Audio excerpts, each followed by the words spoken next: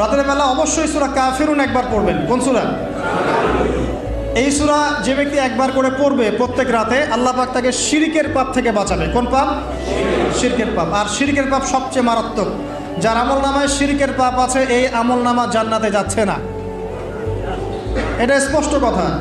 সূরা নিসার মধ্যেও আছে, অন্য অনেক জায়গাতেই আছে যে আল্লাহ পাক সব গুনাহ মাফ করতে পারেন, শিরকের গুনাহ মাফ করবে। তওবা করলে পরে আল্লাহ পাক মাফ করবে। তওবা করে আবার ইসলামের দিকে আসতে হবে। আল্লাহ পাক তৌফিক এনায়েত করুন, আমিন। শিরকের পাপ থেকে বেঁচে থাকেন।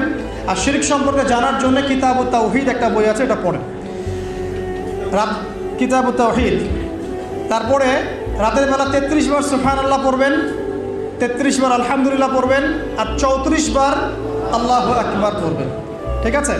এরপরে আপনি রাতে আর্লি ঘুমিয়ে যান। যতটুকু সময় ঘুমিয়ে থাকবেন এই সময়টুকু ইনশাআল্লাহ আপনার আমল নামায় ইবাদত বলে গণ্য হবে ইনশাআল্লাহ। যদি দেখেন রাতের বেলা দুঃস্বপ্ন দেখছেন, দুঃস্বপ্ন যদি দেখেন তাহলে বাম দিকে 3 বার থুতু ফেলবেন, এভাবে আউযু বিল্লাহি মিনাশ শাইতানির রাজিম, এভাবে 3 বার থুতু ফেলবেন।